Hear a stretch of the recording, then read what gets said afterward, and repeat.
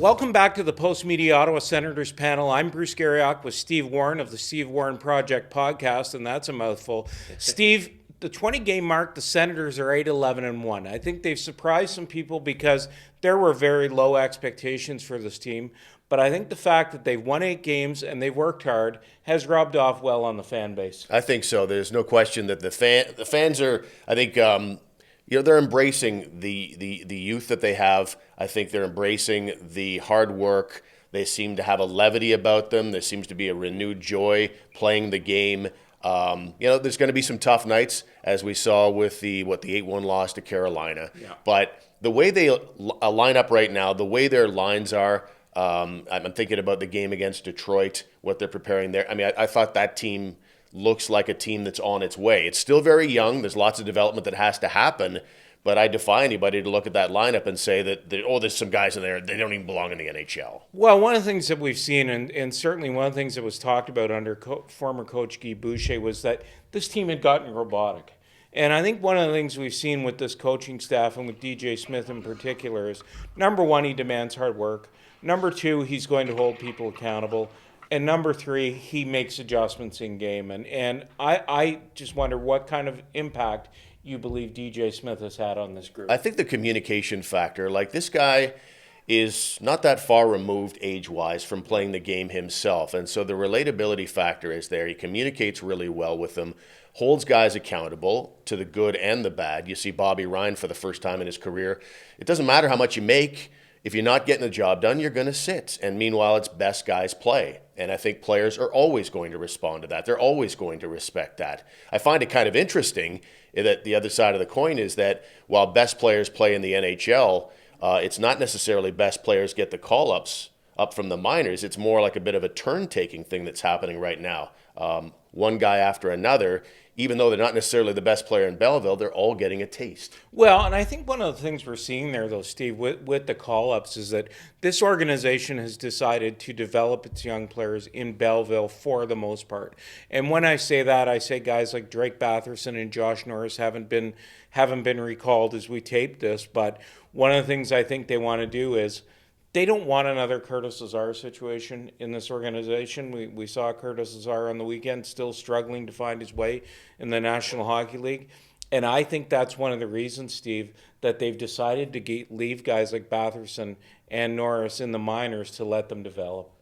Yeah, and I think there's some merit to that. There's no question. Meanwhile, I think there's also a second component to it where the guys who are getting call-ups and are only here for a short amount of time, like Baudin and Davidson and Verano's up as we record this right now, they get a taste. They get to come up for a short period of time, and they get a sense of what they need to work on to become a full-time NHLer someday. And I think that's got to be appreciated by these young players, rather than have this feeling that they're down in the minors and buried there, never getting an opportunity. So now they get a chance to come up, get a feel, go back to Belleville knowing what they have to work on. And I think that's good for everybody's development. Well, I think that Verano will be the 7th player to play in an Ottawa game that's been called up from Belleville this year. And that says a lot about the opportunity down there that they're providing to these players.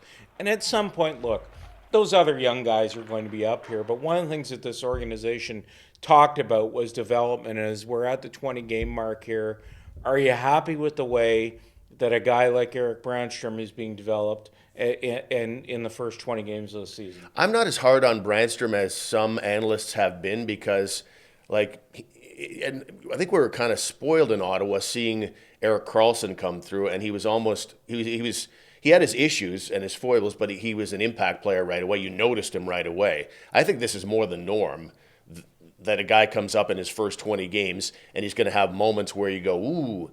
And he's a guy that's always got his challenges because he's not a big defenseman. So he's going to have those moments where he's overmatched physically, but he's figuring that out.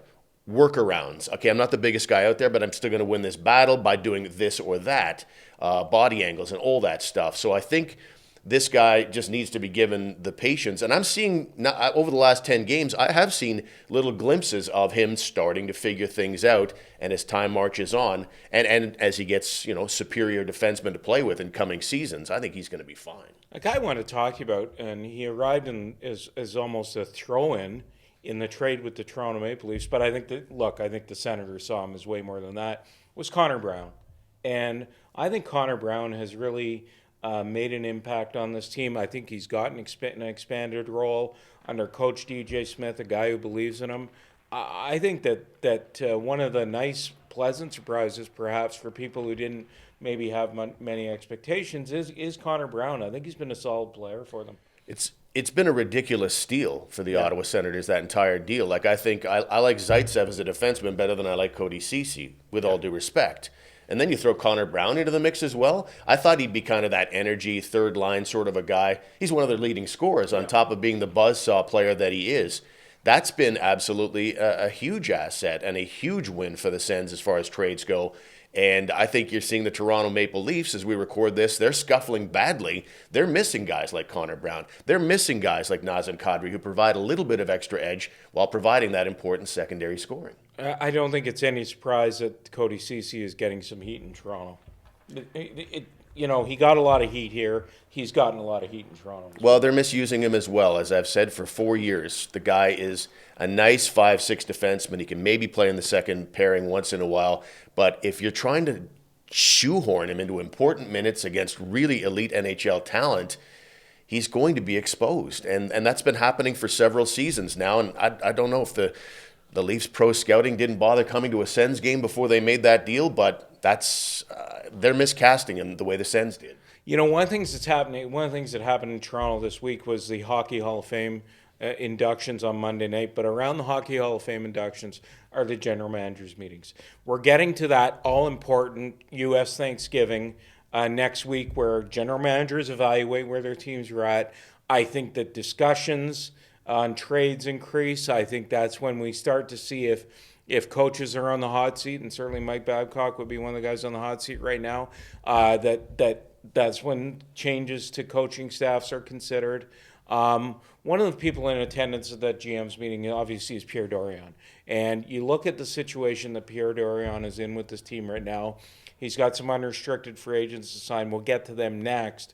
But let's start with the trade front.